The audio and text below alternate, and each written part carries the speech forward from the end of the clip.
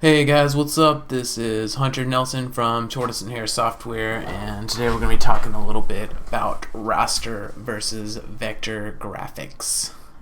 So I'm going to pop over here to our screen capture, and we're going to look at this blank canvas. So I've got a 1200 by 1200 pixel canvas here, and what I'm going to do is I'm going to place a raster version of the Tortoise and Hare Software logo that is 400 by 300 pixels, and then I'm also going to place a vector version of it and kind of show you the difference here.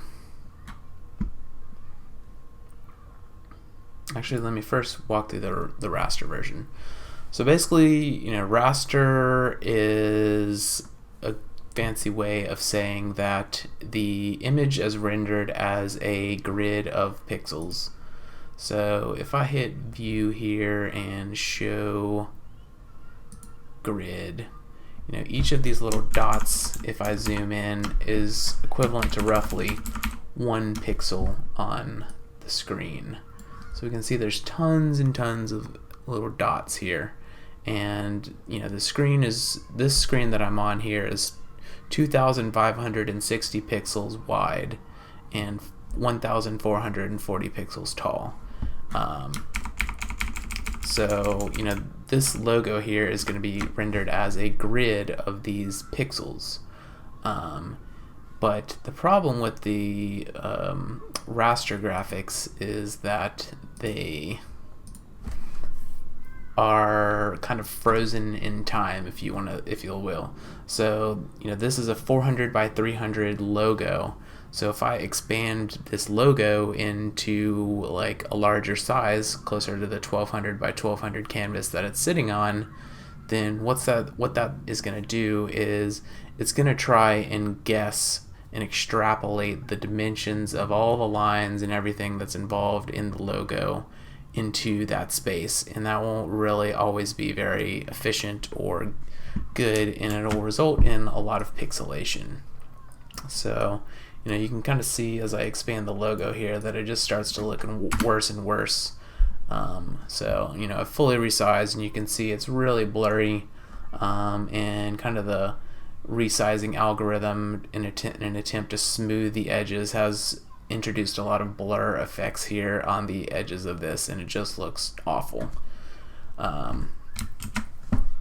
So let me go ahead and resize it back down, and you can see it kind of crisps back up as you move it back down to its native size.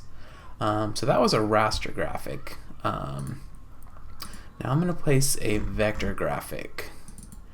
And what a vector graphic is that instead of this logo being described as a color at coordinate 150, and 150 is this shade of blue, and describing this whole grid of 400 by 300 or whatever in like a set of pixels in like coordinate mapping, these lines and things like that are going to be described as a vector, which is like a mathematical way of kind of representing like curvatures of these lines in these directions. And these vector graphics are going to be essentially infinitely scalable, because the information that is needed for the resizing of the photos is, since it's mathematically described, there's no extrapolation needed as the photo is resized.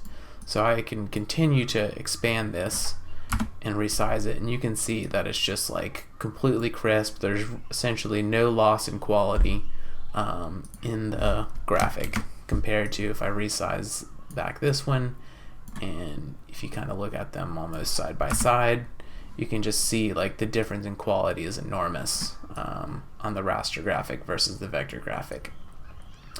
The thing about vector graphics is they can really only be used for simple like kind of shapes and colors. You can't really turn a photo per se into a vector graphic most of the time, so that's one of the downsides. But that's why you'll almost always see people's logos be like not an image. They're usually some sort of illustration type drawing, similar to the tortoise and hare logo here, because you need that infinite scalability, so you can take your logo and it looks good on the website, but then it also looks good on a truck wrap when you go to wrap your truck, or on a gigantic banner that you want to have that drapes across your table at a trade show or whatever it is. So having a vector graphic, especially for your logo, is essential.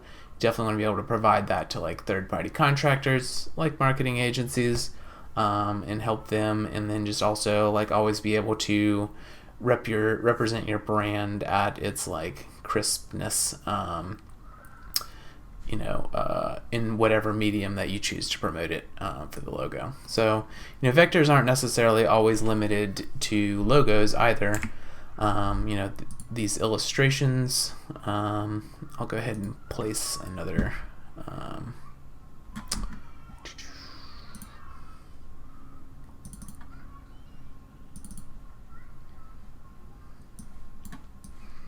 so you'll often see these illustrations represented as vectors too, and that's another reason kind of like vectors are really popular on the web, is that since they're infinitely scalable, they're like very resizable on device widths on a website, and they're also minuscule compared to rendering the same kind of image as a PNG or a JPEG a lot of times. So vectors can be great. So anyways, I think you got a little overview of the difference between a raster and a vector graphic.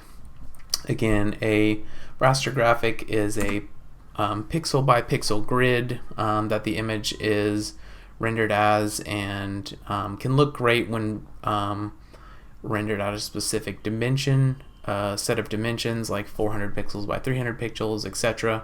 It'll look great, but if you ever have to resize the photo, not so great, and vectors can really substitute and be a better fit there because they are mathematically defined by those vectors, which is a physics term, and they become infinitely scalable both up or down. If you have any questions, feel free to drop them in the comments below. Happy to answer or clarify anything. If you're watching this video on YouTube, definitely go ahead and subscribe, and because we're going to be publishing all sorts of other great content. And until next time, thanks for watching.